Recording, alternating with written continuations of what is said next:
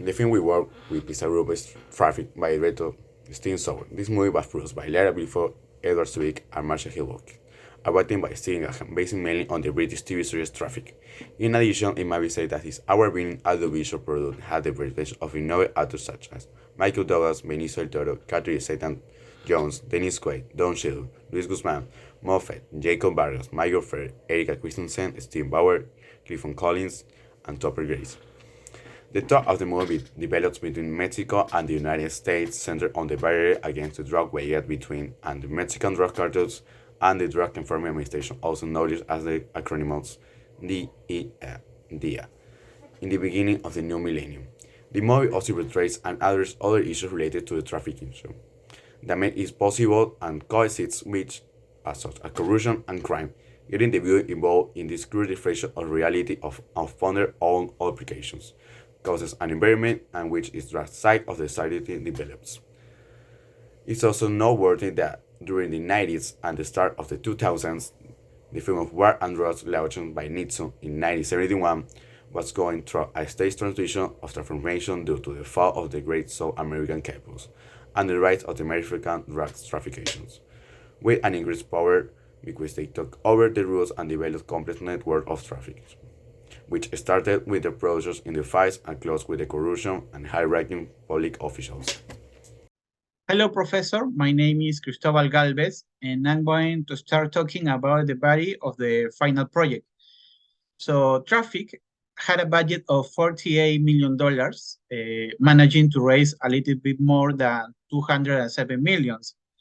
It is worth mentioning that this film was rejected by the Fox company because at the time it was considered unpopular and uncommercial because it was a movie about drugs.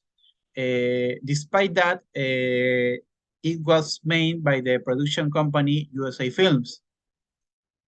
Also, despite Fox low estimates, Traffic was the second best winning film at the Oscar ceremony, taking home 4 awards, including Best Director for Steven Soderbergh, Best Supporting Actor for Benicio del Toro, Best Adapted Screenplay for Stephen Graham, and Best Film Editing.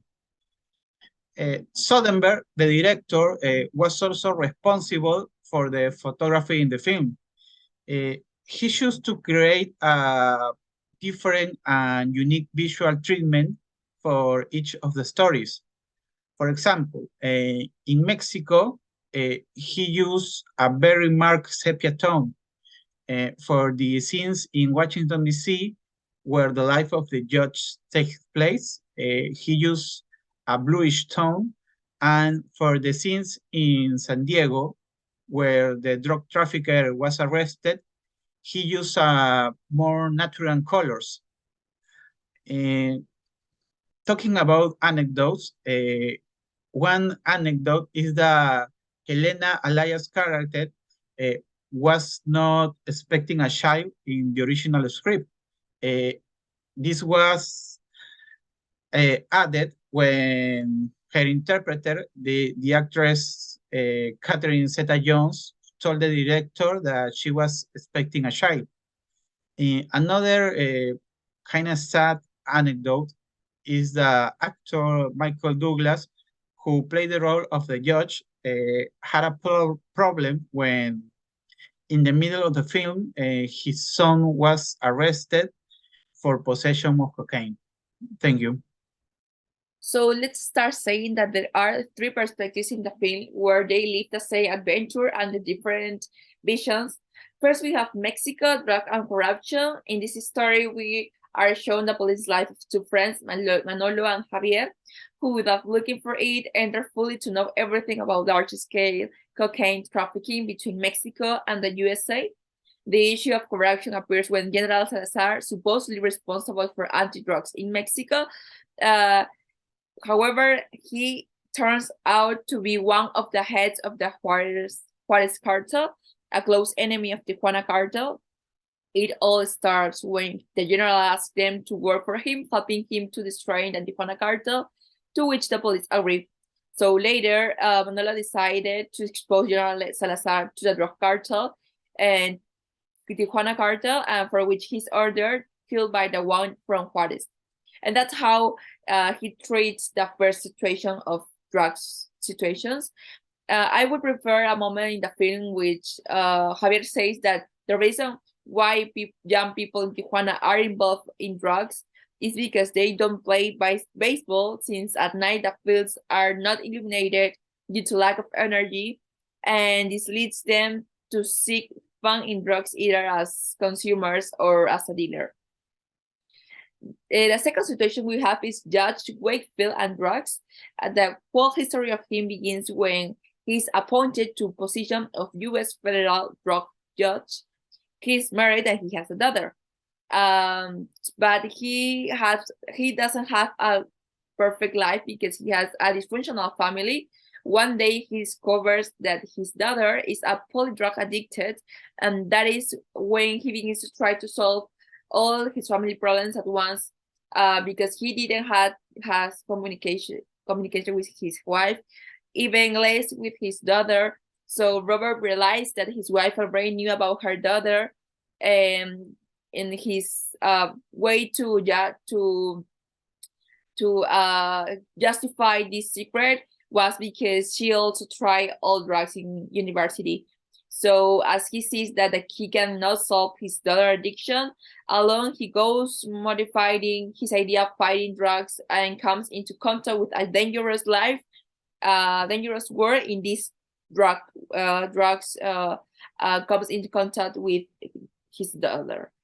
Then we have the mafia, traffic, drug, and death. The third situation with the family Ayala family, that they has a really famous family in the neighborhood because they had a life of luxury.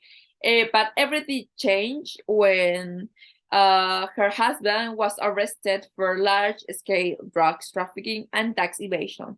So her husband lawyer Elena, who is the wife, that her husband's business is illegal. So they must find a solution to get him out of the jail. So Elena decided to start talks with the Juarez cartel to smuggle drugs to the USA and thus get money to get her husband out of the prison. In exchange, said cartel agrees to Elena's request to eliminate Eduardo Ruiz, who is a drug trafficker who is going to testify in the trial against Carlos Ayala. Hi teacher, my name is Gustavo Ceballos. I'm a member from the group that chose traffic as their subject for the final project. I'm going to give some arguments for the movie. The first one is that the main idea of traffic is that there is a main character trying to do the right thing, that is fight narco-traffic for the bad things that invokes in society as a whole. But there is in the end, like I think that many of us as people who live in South America know, that is that narco-traffic as a whole gets into politics or military positions. So there is corruption there. We see that when the main character is betrayed by his superior, and also we can make an argument that reality that it's true not only in Mexico but also in Colombia, Venezuela, and also here in Peru.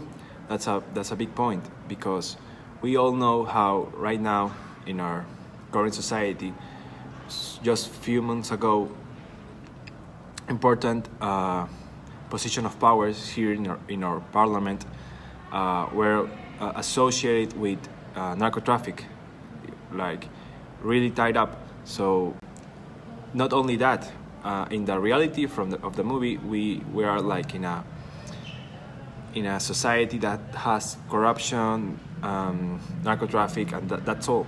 But here in Peru, we have a different background. We had terrorists, and terrorism is tied with narco traffic. So that's a huge component that makes our reality here in Peru harder than the one that is shown in the movie. So that's one point. So yeah, that are the main arguments that we collect from the movie.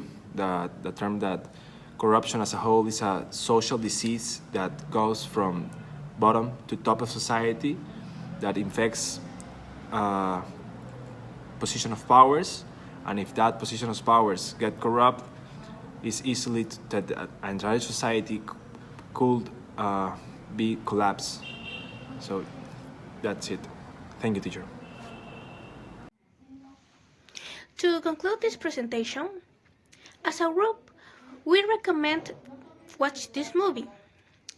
There is a lot of reasons about it. But first, the principal thing that should be highlighted about this film is a spectacular way it represents how the drug traffic problem has repercussion in different places and contexts, and at the same time, it's influenced by a lot of actors and who are ranged from the lowest and the highest sector of the society, both American and Mexican. The first one, the lowest sector of the society, is represented by the police officer Javier Rodriguez. The second one, the highest sector, is represented by the head of the President Office of National Drug Control Policy, who is the judge Robert Wakefield. Finally, definitely there are many reasons to see the movie, but in our opinion, the most important is the way the movie gives us as spectators different point of view about the same problem, connecting the stories and portraying how they are related with each other to the traffic, and at the same time affect and its effect by others and by other problems such as corruption and the perpetuation of poverty and crime.